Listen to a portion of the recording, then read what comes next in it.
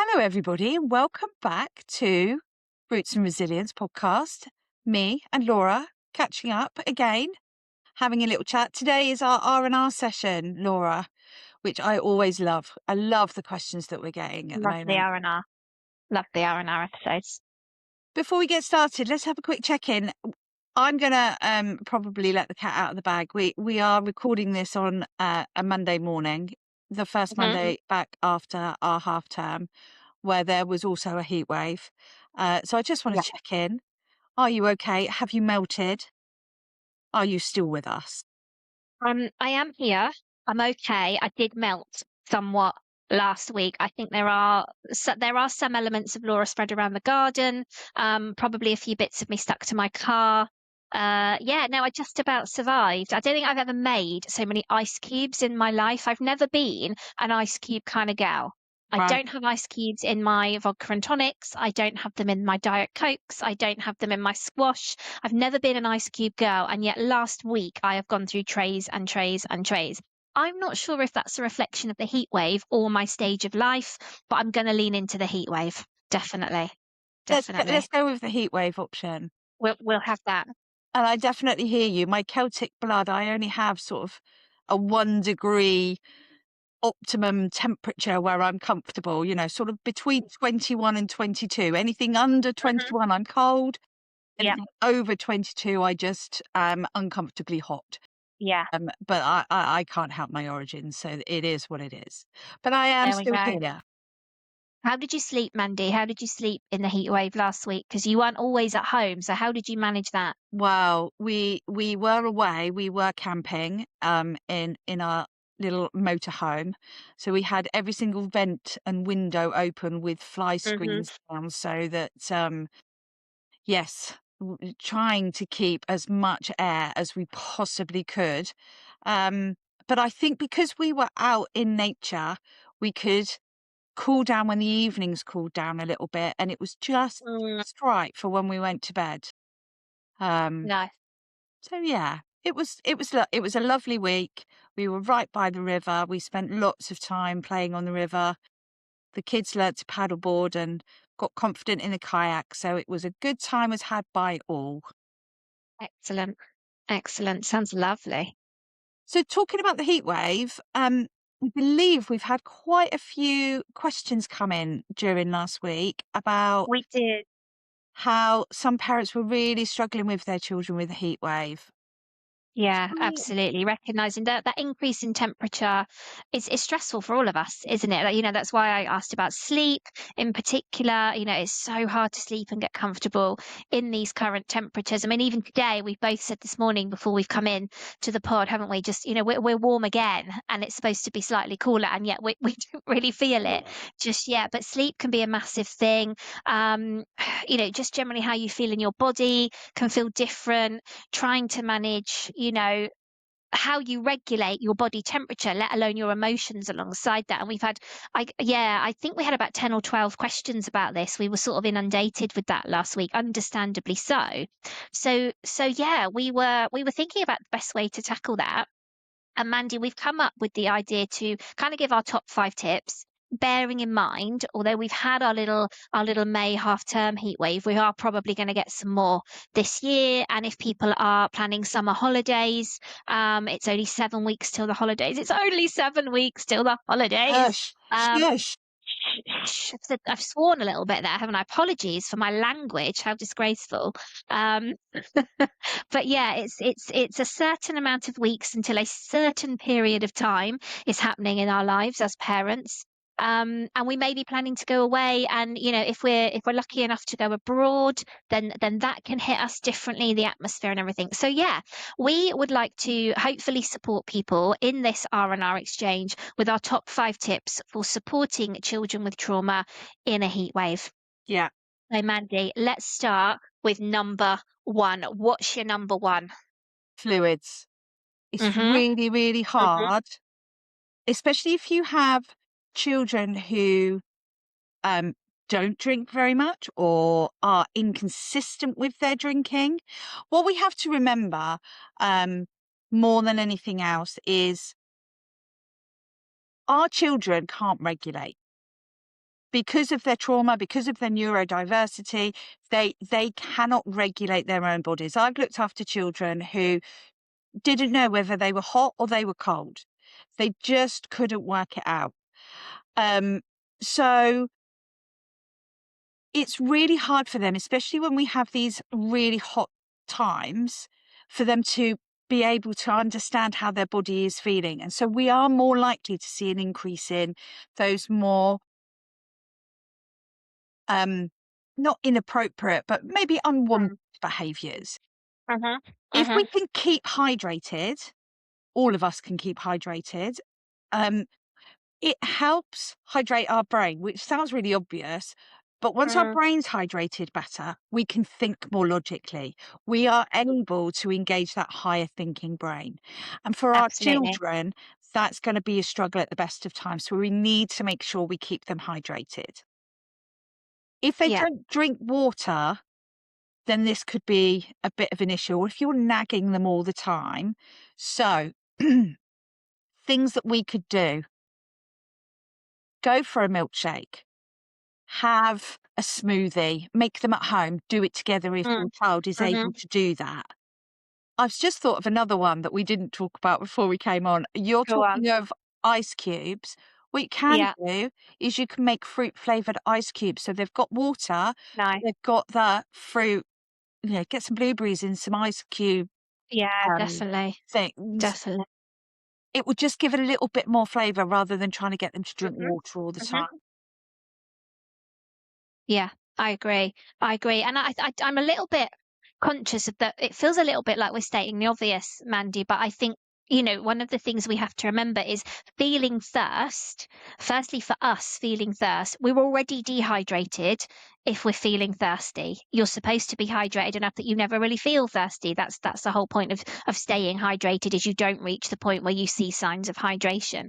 But as you were saying, our children who may be neurospicy, as we like to call it, or who have had trauma or have got that wonderful complex blend of both, they don't always recognize those body sensations. We have this with food where children don't recognize when they're hungry or when they're full, or certain flavors or timings for food and all these things. It's the same with thirst. And when you've then got heat clouding your brain and then mixing in with the trauma or the neurospiciness or a bit of both, actually that then makes it more complicated, doesn't it? So we don't want to sound like we're teaching grandma to suck eggs. What we're trying to do is give you opportunities and ways to be creative to beat the dehydration before the dehydration beats you. Yeah. But yeah, I think that's a really good point. Mandy, you were talking about some more creative things in the garden and stuff before. What have you done in the past that's worked? For fluids, we have water fights. It cools the Hmm. children down, but they will Yeah. also, drink the water out of the hose or out of the water balloon, depending on how desperate they are. But yeah, it is sometimes just about that thinking outside the box. But as we've said before, you are your child's expert, so you Hmm. know what works for them. If they Yeah. have a particular squash that they really like, um, let them have 4 cups of squash. It doesn't matter, because Mm-hmm. the children are going to be running around more because it's nice weather. We like taking them outside. We might be having water fights in the garden, so they're gonna be using that energy. Don't worry about your calorie intake of your child, because they are gonna burn that off. I'm not saying Absolutely. then for everyone to go and buy their children cans of fizzy drink, because we Yeah. know that sticky sweetness and all the extra stuff that's in those, it's not great for them. Another way, if we could seamlessly move on to our top tip number 2, Are we um, moving into number two? You slid straight in there, didn't you, for number two? I love it. we were talking about food. Mm. Um, and kind of mixed in with the fluids is I do things like I freeze yogurt tubes, and I'll put, Mm. and then they can have those. It is a yogurt. It is kind of healthy, but Yeah. it's Yeah. cold, it's frozen, it will melt. They will have that kind of liquid levels will then increase. And you came up with some really good ideas as well when we were just chatting. Yeah, so things like making your own smoothies, and then you can buy, Amazon, Temu, wherever B&M even. This doesn't have to be expensive stuff, but lolly molds. You can make your own lollies, make smoothies, make fruit juice ones. Yeah, absolutely. Ice cubes are always great. Even freezing some little frozen fruit is always a good one. Frozen fruit and some yogurt is a great one as Yeah. well. Yeah. I've just made with my son actually some little, they call them protein bites, but they're like Greek yogurt with a little bit of peanut butter and a little bit of like a teaspoon of honey in there. And you can just put them in little cake molds, chuck them in the freezer, and they're cool and they're refreshing and they're Nice. also quite healthy. Yeah. Um, so it's things like that. Like I said, it's about thinking outside the box, I think. Yeah. Yeah. And something else that you said to me just now before we came Mm. live was, we don't eat as much as we normally would when it's hot. Absolutely not. My greatest weight loss, my greatest pound decrease is when it's hot because do you know what? I'm not a big, I don't want to cook when it's like that. We eat more salads, we eat more things like quiche, PT. We're not having a great big three-course meal when it's still 28 degrees at 6 or 7 o'clock. It's just not going to happen. So yeah, I think, I think some of the questions that we had coming in was around food intake. And I totally get why parents or carers might be concerned about, oh, my child has hardly eaten last week. Even though we've been busy, their calorie intake has dropped. We've already had issues with food. Absolutely. But think about your own body in this instance. I can easily drop probably 500 calories a day from my intake through just not eating as much because it's too hot. And Mm, actually, if we think about let's go a little bit scientific with this. And I might get my terminology wrong, Mandy, because I don't have a scientific or medical brain in my head. But is it thermogenesis? Is the energy that our body produces and produces heat to digest food? If I got that so right, I might be wrong. It feels right as I'm saying it. I'm sure somebody will drop a comment and correct me if I'm wrong. But let's call it thermogenesis. Is your body generates heat to um digest your food for you to be able to get energy from it. If it's already 28, 30 degrees outside, your body is not going to want to do that as much because it's going to help you to survive within the heat. So, of course, you're going to eat less food. So, if you are a parent who has been worrying about your child's calorie intake when it's hot, unless there is a significant medical reason and you need to take advice on that, just remember that you're not eating as much too. And then, if we go back to point one, think about how you might be able to pop those extra calories in. Can you freeze a tube yogurt? Can you create your own smoothie? Go full fat yogurt for the kids yeah, if you need to. yeah, Do those bits and pieces. Make those little protein pops if you want to do that. Think about getting the fluids in. I'm not saying again buy the sugariest drinks. We know that's not the best idea, but think about those more creative ways and recognize that as that temperature drops, their hunger will increase the following week. They will make up for it. they So will. please try not to panic too much about that. Think about your own responses to food and recognize that, yes, there might be this trauma and this neurodivergence going on in their brains, but they are also still human beings, functioning in the heat. So yeah, I think that's just worth remembering as well. And don't panic if your child wants to graze. This is another Mm, really good, mhm, important thing. Um, I'm not saying that they should be grazing on all the unhealthy stuff, but mhm. if at 11 o'clock, your little one feels a bit hungry and actually they fancy a little sausage roll, let them have a little sausage roll. If you know that it's going to be 28, 29 degrees when it comes to official lunchtime, you're you're already just constantly chopping up their calories, their Yeah, energy levels. You're making sure yeah. that they're fed. You know, don't panic is really Mhm, what I wanted to put mhm. across. So top tip Definitely. number 3, Number the three. shade. Again, we don't mean to tell people really logical things, but as much as you can, set up activities in the shade. If you've Mhm. got a shaded area in the garden, that's where you can set up some outdoor arts and crafts, or you can get the chalks out and they can draw on the Yeah. path, or whatever it is. But try and encourage them to spend more time in the shade where they possibly can.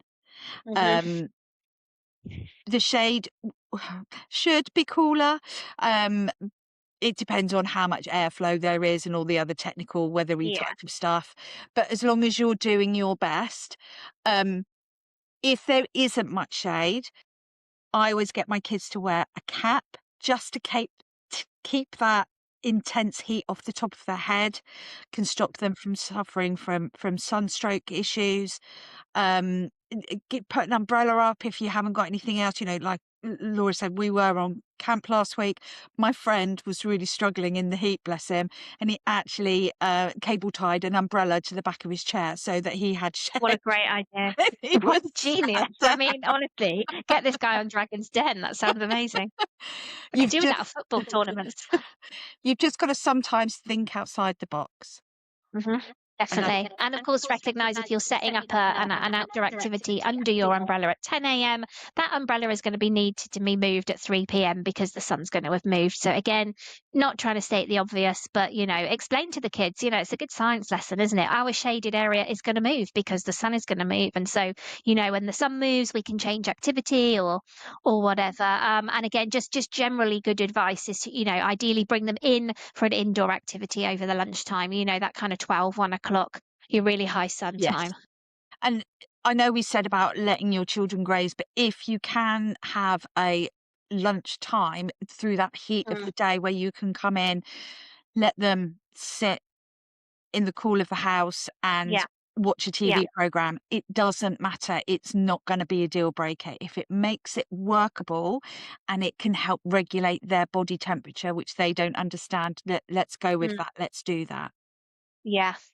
Mandy, can we switch around? I'm going to throw you a curveball. Can we switch around top Yeah. tip 5 and top tip 4? Because I'm Yeah. just Yeah. thinking that this now leans in really Yeah. nicely to top tip number, well, we'll call it number 4. It was originally our number 5, but about keeping the house cool. Yes. And particularly in that high sun, that kind of high noon, hottest part of the day. I mean, I was just thinking as you said that about, you know, obviously the kids are, from our point of view, it's Monday, the 1st of June. It's first thing Monday morning. Everybody's just gone back for half term if you don't have an inset day. Um, but even for the weekends, even for the upcoming heat waves, summer holidays, again, if you're away somewhere, it's just to think about having lunch indoors Hmm. as much as possible. I'm not saying don't go out for picnics and things like that, obviously, but if you're at home and it is stifling, having lunch indoors and actually, is this a good time to sit and watch a movie together? Is this a good time to Absolutely. have an indoor picnic and Yeah. sit down? Because in the lounge, you or your TV room or whatever space you use to do that, you can have kept the curtains drawn, you can have a fan on, and it's one of our top tips, wasn't it? But it's about how we keep the house cool so Yeah. that when your children are struggling with that body regulation, is what do we do about that? And I think for some families, it can be really difficult having those windows open during the hot day to try and get that Mm, air intake. If they got a fear of bugs or spiders or flies coming in, mm, my kids will sneak back upstairs and close the windows, just because they don't like that thought of bugs and things being around. So mhm. what you can do is you can draw the curtains in the bedrooms, you can close the blinds. It doesn't matter. And then we have lots and lots of fans all the way around the house, and Yeah. my children have fans in their bedroom, so they will go to sleep with their fans on. And something that I've noticed with doing that is that white noise can actually help Mm, regulate them in those more humid, stuffy, sticky evenings, which is really, really difficult to get to sleep with. They've got a fan, they're getting cool, and they've got the white noise to try and distract them from all the uncomfortable sensations that they might be feeling. yeah. It's a So, great distraction, isn't it? That yeah. rhythmic, repetitive, not scary, easily predictable thing that they can focus on, as you said, rather than all the other sensations. Yeah. Yeah. So, yeah, I think, being aware of your house and where the sun comes in and how it moves Mm, around your house is really, really important. mhm. Let's try and reduce that and keep a cool space so that when your child is outside having the great time, kicking a ball, having water fights, playing in a little shallow paddling pool or whatever it is that they're doing at that time, they have a cool space that they can come in, and then that will automatically regulate them. I love that. Definitely. Definitely. So our Good, final good. one was about sunblock. Number Um, 5 for 5, sunblock. Yeah. Now this can be quite a tricky area for Mm. children, especially if they've got sensory issues. The Yeah. idea of cream, the smell of cream, that Mm, physical contact as well. Some children will really, really struggle with yeah. that. I have found two absolute game changers, and I wanted to share that with our listeners. One is it's a Factor 50 spray. We bought ours in Lidl. I'm sure that other supermarkets have other brands, I think but they do, but I know where you're coming from. you just have to spray it. You don't have to rub it in. So if you are a foster parent and you've got a new child that's maybe joined your home, and you don't know them very well, so to actually rub cream in is a little bit over um, Mm, intimate for them. yeah. Doing that spray, you don't have to rub it on. You could do the backs of their arms because I've got fat bingo wings, so I can't always reach that part of my body, or the back of their neck. You can do that nurture with them without being intrusive on their personal Sure. space, which I really, really like. Mm. I Another was just one, thinking from that point of view as well. Sorry, man. I was just that's thinking okay. as well in residential homes when we've got, maybe 3 or 4 children that all need their sun cream on. We're all going out, for an activity or they're branching off and doing different things with different adults. Is actually if you've got one child who has a cream, one child who has a spray, one child who has a gel, it's a bit much. It's Mm, a lot for the adults, but also, one of the things that I've picked up on in when I've supported residential homes is that, oh, he's got this and she's got that, and it's not fair, and why, and why me? And this kind of approach. And I was just thinking, if you've just got that one spray that you just talked about, everybody has the one spray, everyone is treated equally, everybody has exactly the same thing at exactly the same time, and we can avoid hopefully some of that. But he had this or she had that, and yeah. yeah, And all the different factors I don't buy into. Again, it's my Celtic blood. I go for factor 50, if not higher, yeah, yeah. and then I'm done. Um, Another one that a friend of mine told me about actually, and I think it's called Calypso. Um, Mhm. I'm sorry if I've got that wrong, but it's an apply once and it lasts all Yep, day. So if yep. you do have a child that won't remember to renew their block, or if you have a child who you have to really fight and struggle to get it on, so the Mm, thought of spraying them maybe 2 or 3 times a day is just too much for you, this would yeah, be a really, really good option. And definitely. the friend that uses it, he does a lot of water sports. He was on the river paddling and I was just kayaking, gonna say it's waterproof, isn't so it's it? It's waterproof. waterproof. I think for some people that could be a real game changer. It's not a 100%. spray, it is a cream, you will have to rub it on, so if you can get through that 5 minutes of rubbing it in for Mm. your child, you would then have peace of mind for the rest of the day. Definitely. And just on a slightly side note from that, I think it's the same brand. I think it's Calypso. Also do a hair one. Now, my eldest son, he is white blonde, and I mean white blonde. And he has his hair cut quite short. He has the fade, as Yep, a lot of the teenagers do. I've probably got that name wrong now. I'm sure it's called something else. I'm sure we've moved on. The last 3 weeks ago when he had his hair cut.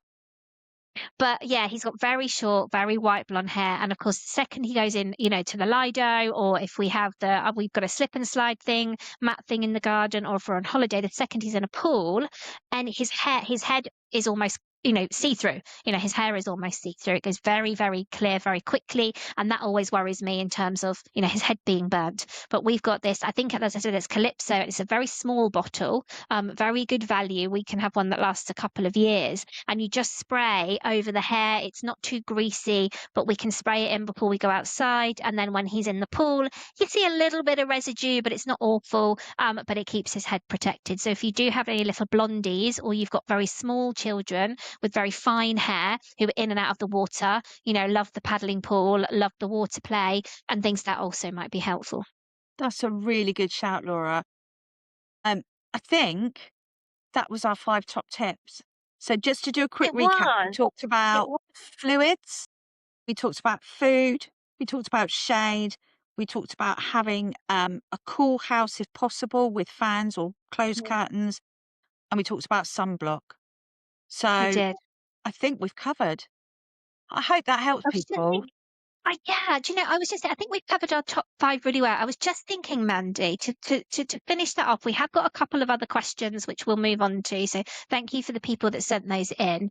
I was just thinking as well about the therapeutic approach to that. Those are really practical, helpful tips, and I'm sure our listeners and our viewers will be able to lean into those as this little bit of a heat wave continues, and whenever we get the next ones, or if people are going to hot places in the summer. I was just thinking about the therapeutic language, I guess, that empathic commentary and narrative that might come to that, because we are still going to have children who push back against what their food intake might look like, what their fluid intake does or doesn't look like. All the creative things that we've offered will Mhm. only work. You know, this is a toolkit we're offering people. We're not saying every child will respond and that every parent will have success with everything we've just offered. So I just want to recognize that and be realistic about that for our listeners.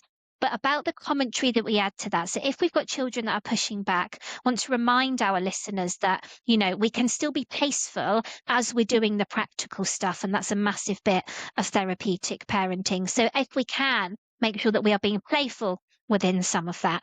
If we are rubbing in sun cream, for example, can we write your name on your arm and then we'll rub it away? Can you write my name? Can you draw a love heart? Can you write the dog's name? Can you draw a paw print? Whatever it might be. So adding some playfulness in there to again help with that sensory experience, to be accepting that when it's hot, everybody is hot and bothered. Everybody's a bit stressed. Everybody's a little bit on edge, a little bit more than normal, recognizing and accepting that actually in this heat, it's going to be a little bit tougher than it was last week. It really is. And just having a bit of internal acceptance and acceptance that our children are struggling a little bit more. And I guess giving yourselves a little bit of grace that if you're hot and bothered, you might be struggling with your own dysregulation, and using your strategic thinking and your therapeutic thinking, and just accepting that, do you know what?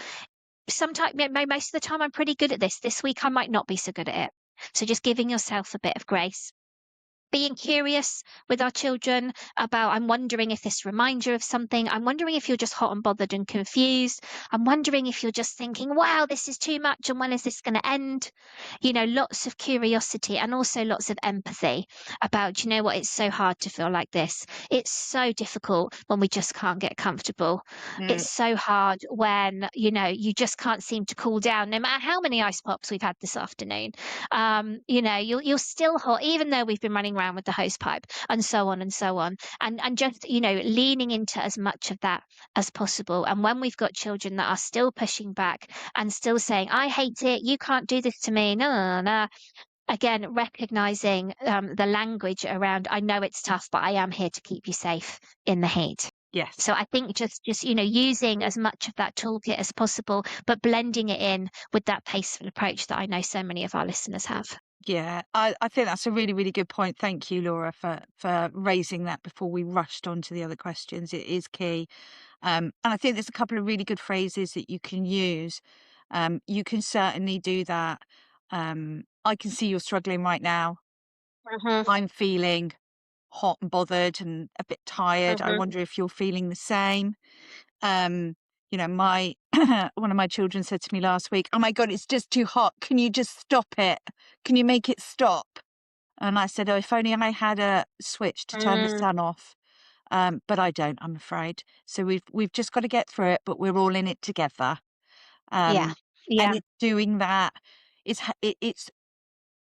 confirming to them that it's okay to feel uncomfortable in the heat. We all feel uncomfortable, but we're still here and we're still together and we've still got them. That's really the message, isn't it?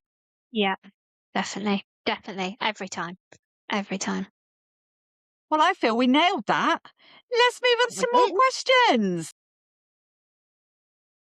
Good stuff, good stuff.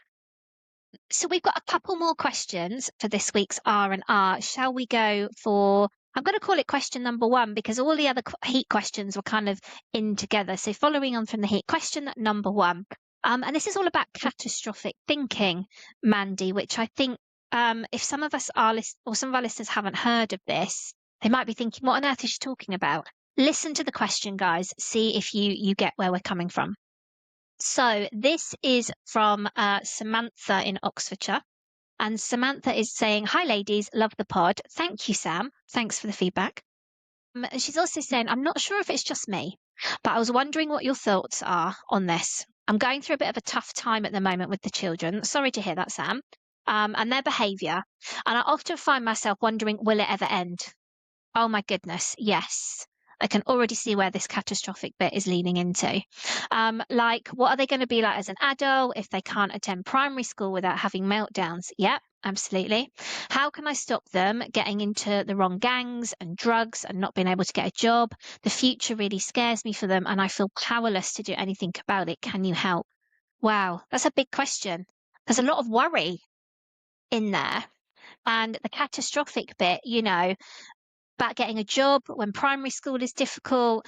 I'm assuming the children are primary aged, if that's what she's talking about. And then, Sam, you're leaning into the gangs and drugs and unemployment. And it sounds a bit like we're reading the statistics for care leavers, doesn't it? Which is very scary. We know the research and the evidence out there is scary.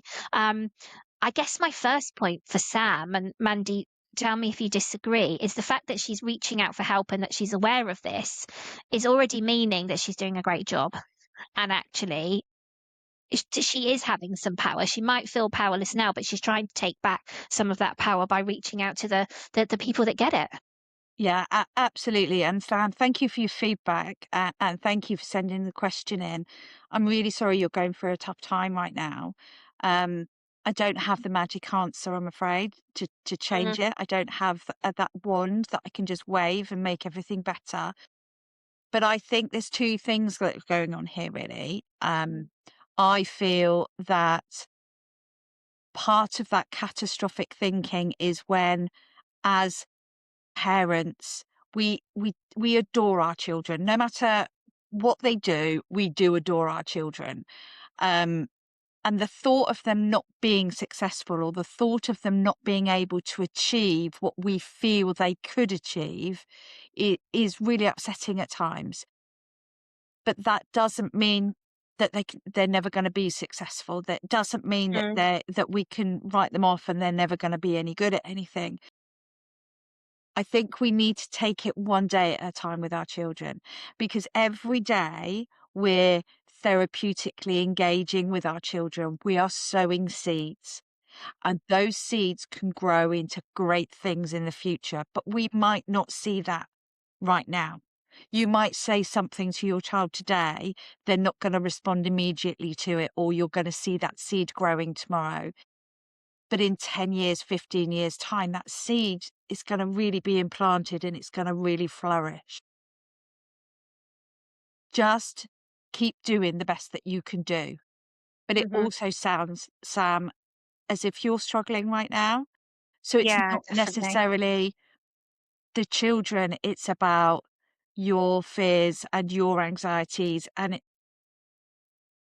I find that parents who are feeling very isolated, very tired, very alone, can often get down into this catastrophic thinking path. Yeah. So yeah, my advice would be, this is not a reflection on your parenting ability. I think you are absolutely smashing it, because otherwise you wouldn't be listening to this pod, you wouldn't have sent that email in, you wouldn't be doing that catastrophic thinking. But be kind to yourself. I think you need a little bit of support around you right now. Reach out, join a support group.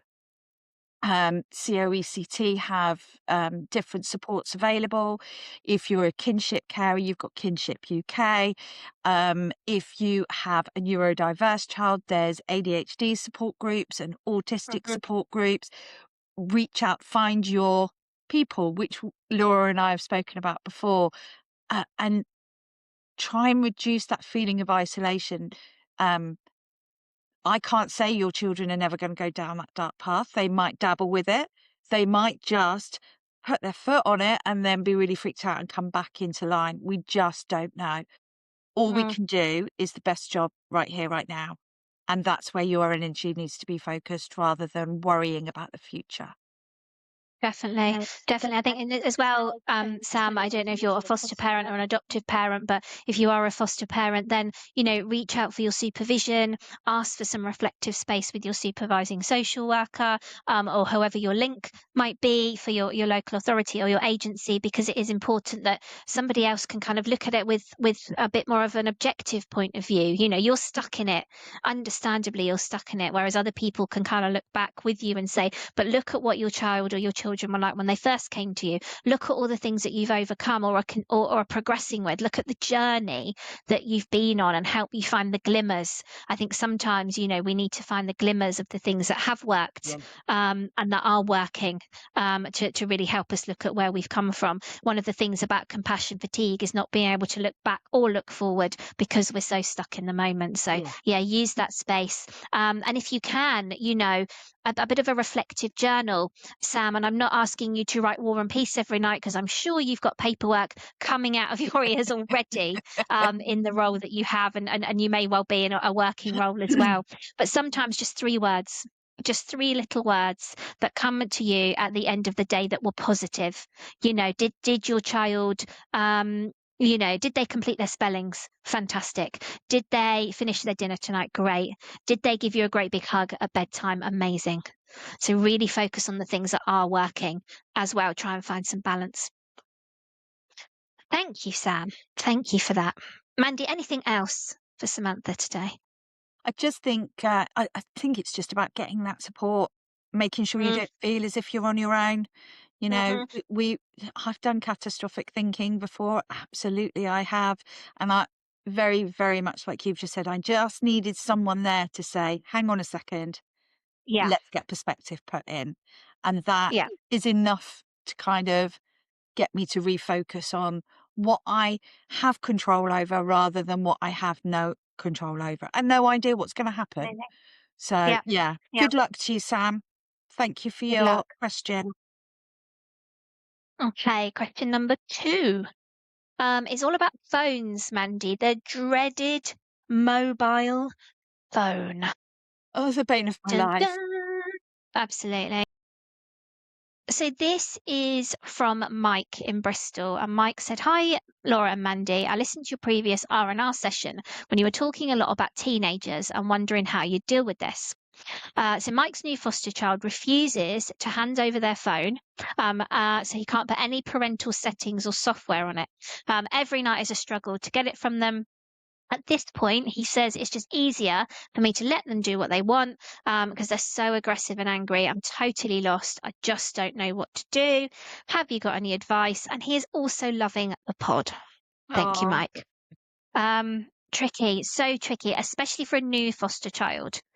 Now, I'm going to make an assumption that this is a teenager, because he is referring back to the previous R&R about teens, and they've got a phone. They've got a phone. So we're going to assume Mike is parenting a teenager. Mandie, what were your initial thoughts on this one? so Because it's difficult. so complicated. So difficult. Mike, thanks for your question and thanks for listening to the pod. Um,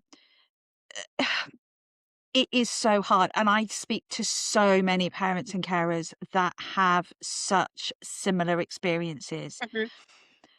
I think that in Mike's situation, with the child being placed under foster care, he doesn't have to tackle this on his own. Sure. I I mean, was thinking the same.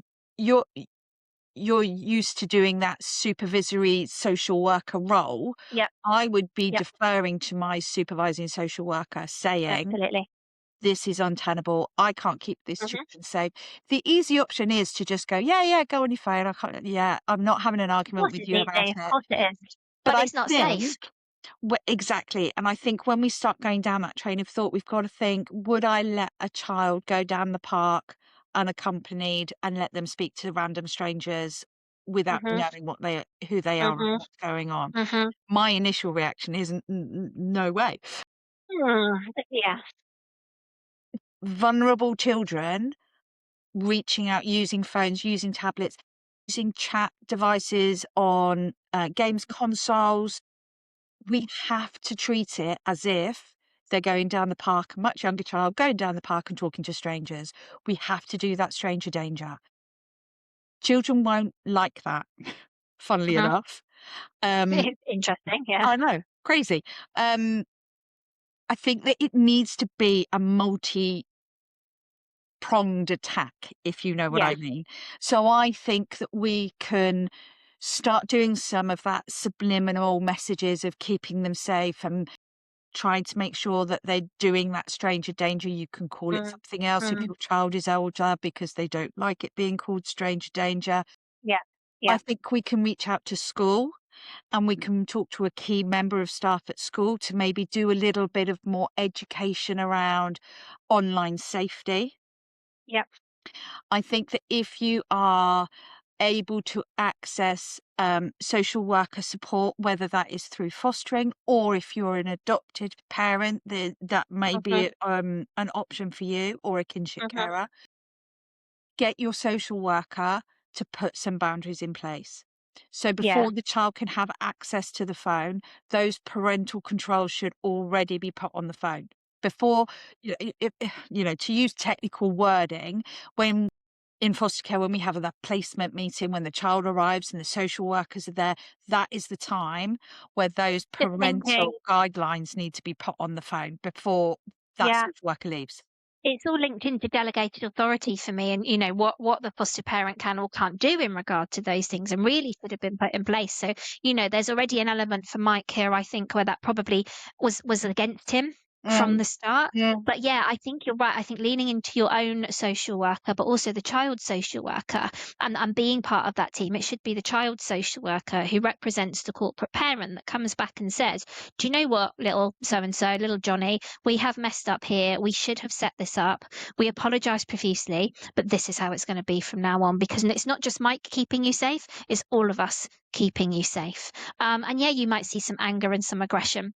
This, I guess, is where it comes back to an element of control for yeah. the child, isn't it? Particularly if this is, he's saying that this is a new child. We don't know if this child is new to foster care or just new to Mike's care. That's not clear here. But either way, this is a big change. This is a shift. This is a move that this child has no power and control over.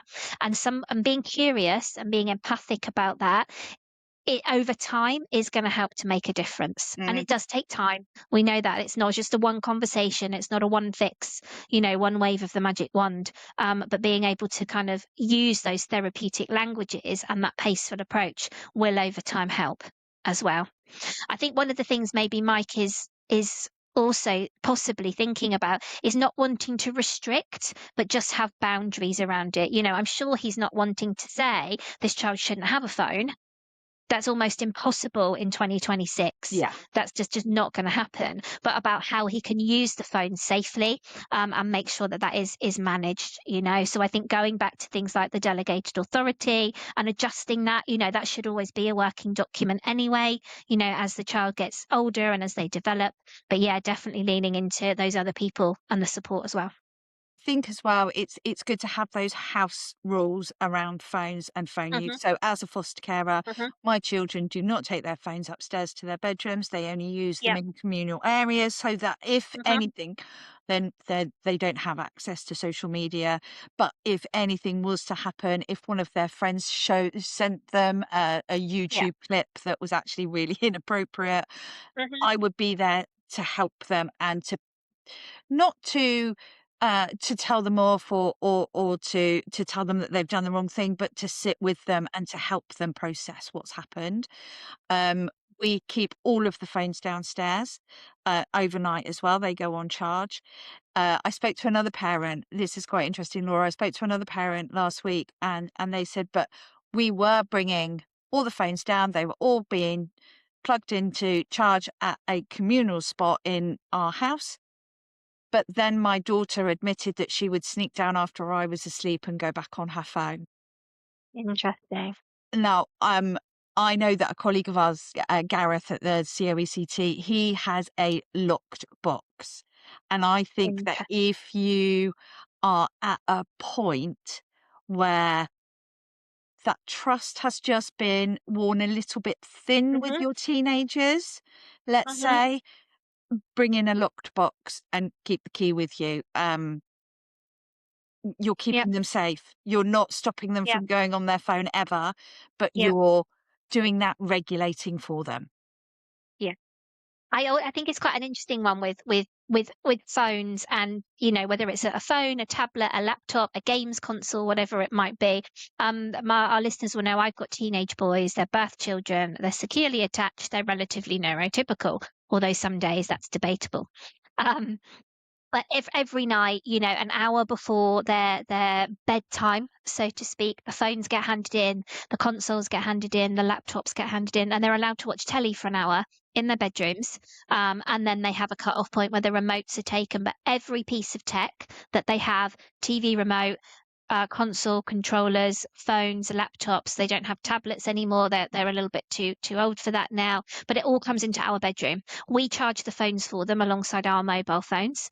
So I know they're charged up, ready for school or whatever they're doing the next day. But they don't have any tech in their room, and that's partly a safety thing, obviously. You know, as a parent of teenagers, but also there's a little bit where I just know it's too tempting. It's far too tempting. You know, even as an adult, I have to remind myself, Laura, you cannot watch Netflix till 2 a.m. and finish the series and still function as a normal human being the next day. It just doesn't happen. So while my kids are in school, while they're learning, while they're doing exams and homework and sports and football and all of this, it is my responsibility to make sure they get a good night's sleep. And if that means taking away all the temptations that stop that, then that's what I'm going to do. Yeah, yeah. And I hear from my boys all the time, "Oh, it's so unfair. You're so tight, mum. You're so tight." And let me be tight. I'll take that because you're telling me that all of your mates, oh, they all get to game until midnight. They're allowed on their laptop till whenever.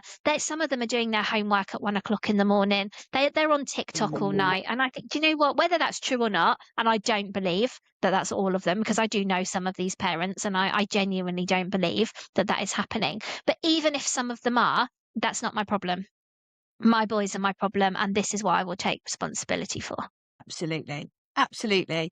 And you've got, again, you are your child's expert. You need to do what works for them. And I just think it was a little bit of a perfect storm for Mike with new Mm, children, um, yeah, presumably teenagers. So they've already had yeah, quite a lot of life experience before they've come to him. We don't know the situation or the circumstances of why they've moved to him, and not having that professional support around him from social workers. I think he was a bit stitched up. Sorry, Mike, but yeah, I agree. that's just really horrible. But I'm sure you're going to make the best of the situation that you possibly Hmm. Absolutely.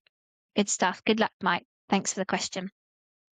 Final question, ultimate question of can. Let's do it. today, R&R. This is all about day trip sabotaging. Ooh. Interesting. Again, a hot topic, I'm sure, for some of our listeners. So this is from, let me see. Oh, this is from another Mandie. This is from Mandie in, I'm not sure where Mandie's from actually, from another Mandie. And she says, "Hi to you both. I'm really enjoying listening to the podcast, and I thought I'd reach out with a little issue I'm having at the moment." Good choice, Mandy. With the holidays edging closer, I'm trying to plan some nice things to do, but my child seems to sabotage any nice trips or days out.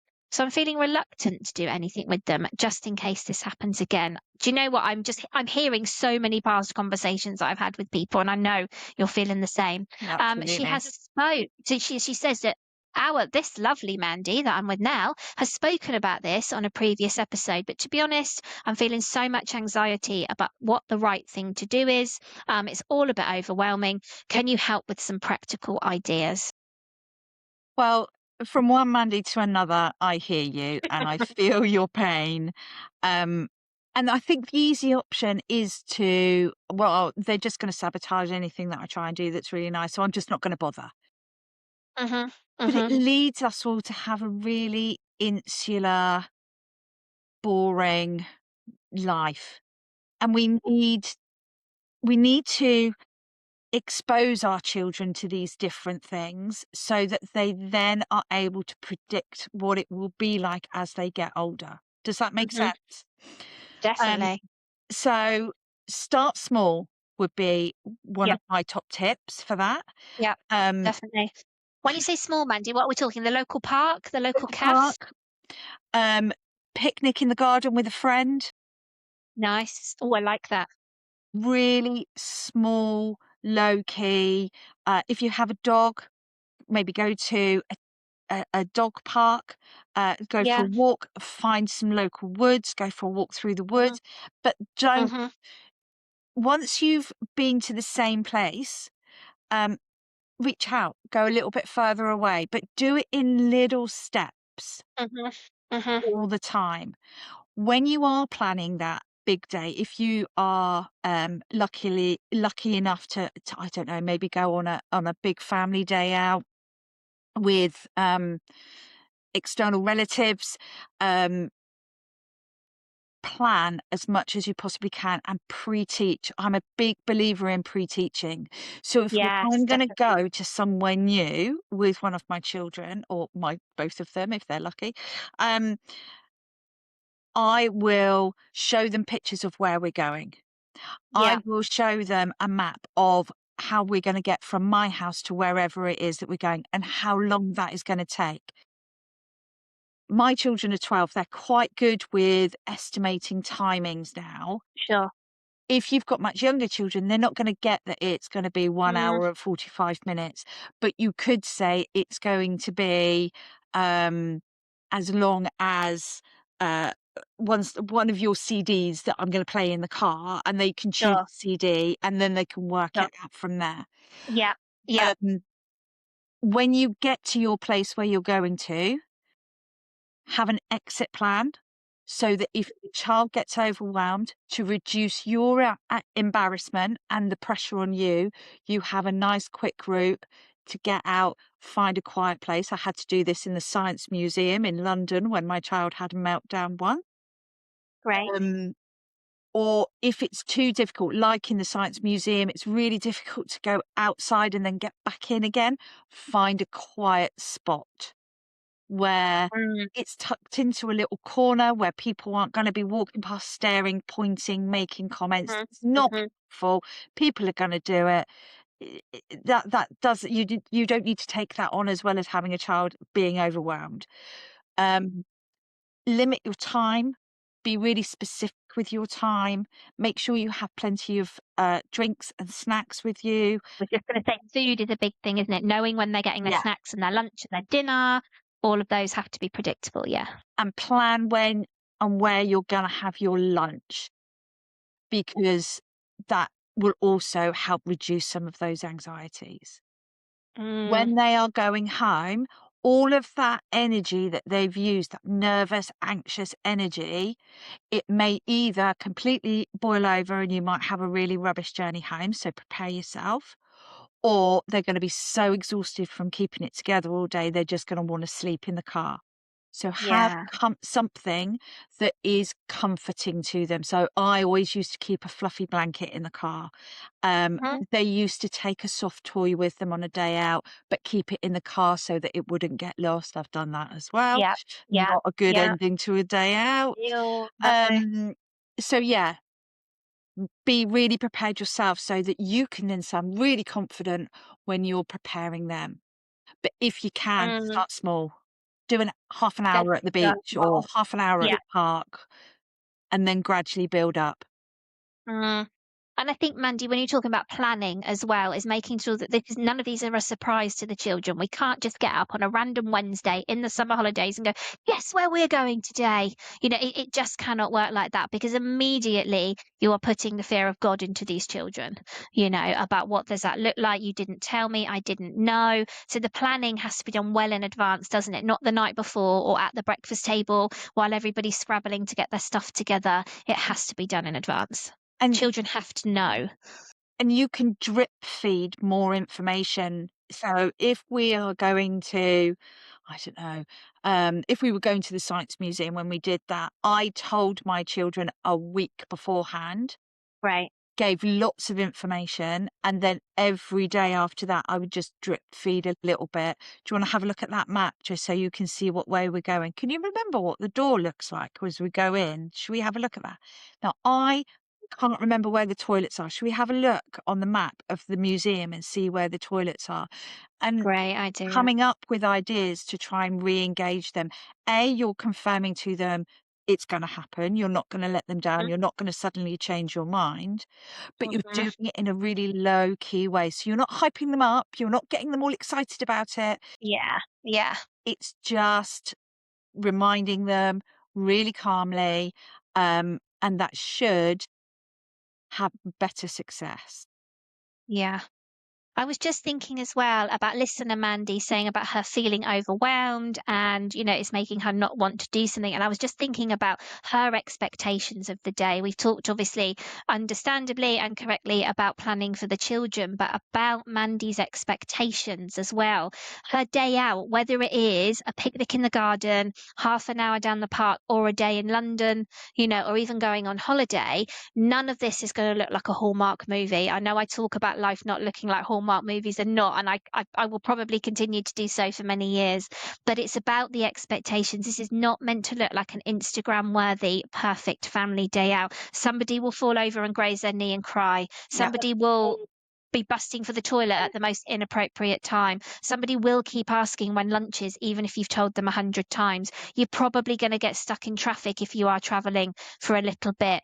You know, is it the fluffy blanket in the car might not be quite fluffy enough for someone at some point. None of it is going to look perfect. So I think, for any parent thinking about these days out and how it might feel like sabotage, is actually it's okay if it goes wrong. Mm, It's okay if you only manage to eat half a sandwich in your picnic in the garden, because you can come back and try again. And you might get three-quarters of the way through that sandwich. And then the next time you might get a whole sandwich. And then the next time you might get half a packet of crisps done as well. yeah. It's okay if things go wrong. It's okay if you have to try this 100 times over before it looks even relatively like a picnic in the garden. It's okay. Nobody is judging you on how good or how perfect or how wonderful your days out are. It's the fact that you're trying and the fact that you're showing the children that you're trying that's the most important. And just because Susie down the road has had a wonderful day trip to London, good for Susie. Let her have a wonderful day trip out. She can stick it on Insta if she wants to. Yeah. Hashtag making memories, Susie, whatever, But ours don't have to be. Firstly, they can't, because I would imagine 99% of our listeners aren't allowed to upload photos of their children anyway. Mm. But so what? But so what? That's okay. The expectations have to be, I guess, lowered a little bit, but not lowered because we shouldn't have high expectations, lowered because we're reasonable, realistic, therapeutic parents. Yeah. And I think when you're planning a day out or when you're planning a holiday, it's gonna look very, very different than you would have expected it to look like. Let me put it that way. Mhm, The mhm. holiday isn't a holiday for you. The day out isn't a day out for you. What we're doing Absolutely is not. we are creating moments to expose our children to how big the world is and how safe we can be in it. And if you can expose them to that and come home and then have a packet of chocolate biscuits that are your favorite hidden in the back of the cupboard, and that is your treat for the day, that is your reward, do that. Um, Mhm. if you're going to go away on holiday with children and you're looking or you have booked to go away in the summer, um, book yourself some time after that holiday just for you. Absolutely. Even if when the Definitely. kids go back to school, Definitely. have, I don't know, a spa day, have a girly shopping Yeah, day, have a coffee date with absolutely. your friend, go for lunch with your friend, whatever it is, 'Cause that's the do day out, isn't that. it? That's your treat. That's the day out. Yeah. Absolutely. And I think, again, more so with the summer holidays coming up, I would be urging any parents and any carers now, even though as we're speaking, it's the 1st of June. It won't be when this goes out, but at the moment it's the 1st of June. So anybody that is thinking about how am I going to recover from the summer holidays, start making your bookings now. Text your WhatsApp girls now or your WhatsApp group now. Text your parents now. Text whoever you need to now and say, the second week of September, can you book Wednesday off? Can we go and do this? Can we go and do that? Say to your other half, I'm going to the spa this day. I need you to do school pickup. Get it booked in now so you know it's coming. Because if you get to the end of August and you've got nothing else to look forward to, that's not a nice place to be. And it makes it harder for you as well. So be kind to Definitely. yourself. Absolutely. I hope that Mandy, helps that's it. everybody. I think we've nailed That's it it for today. today. think we've done great. It's longer than I expected, but I'm really glad. I think it's been a worthy hour. I'm so sorry to everybody who's had to do a little bit extra of a dog walk just to finish listening to today, but I They can do a appreciate lap you. in the park, Mandy, because of us. They've actually got sunstroke because they're listening to this in the next heatwave. Yeah, Um, but their step count is great. so, just to sum up, what's your takeaway for today? Oh, my takeaway. Do you know the one I really like, Mandy, was the one you said about freezing like the little cube yogurts? Yep. Frubes and other brands are available. Yeah, freezing those, making healthy little things that they can just grab from the freezer. It's minimal calories, but it's lots of dairy. There is some nutrients there, and how nice that would be to have on a hot day. I actually am going to add those to my Tesco delivery this week. So I think it's such a good idea. Well, I'm glad I helped you. Thank you. What about you? I think I love the idea of the ice cubes and being creative with the ice cubes and seeing Hmm. how you can get them flavorful. I'm gonna see what I can come up with my kids. Nice, Um, nice, I might even put some pictures on our Facebook page, so just keep an eye on our lovely. Facebook page ready. Um, and I also really like your take on the teenage mobile phone situation, especially for poor old Mike, who's in such a tricky Mm, situation. To hear your social work side and point of view, I think is really validating for other carers that are in similar situations. yeah, definitely. Good stuff. Good stuff. Well, that's it for R&R today. It is. I best go and get ready because we're going to go and have lunch on Friday. This is very exciting. Yeah, I'm so excited. Your son's not going to hurt himself this time, and we're going to have to cancel. No, he's not. No. No, we had to cancel last time, didn't we? You Because of my did. injurious children. You Yeah, did. Can you wrap him in like bubble wrap or a Zorb ball for the rest of the week so he can actually make not it a to problem. lunch? Not a problem. He'll have a great week. Look out for on our Facebook page because we're going to be posting some pictures of us eating chips in a pub just to make your world complete. And thank you everyone for listening to the pod. Keep sending the questions in. We love receiving them and we want to help you if we can. Um, and Absolutely. we'll be back soon. Thank you so much, Thanks, everyone. everyone. Bye. Bye.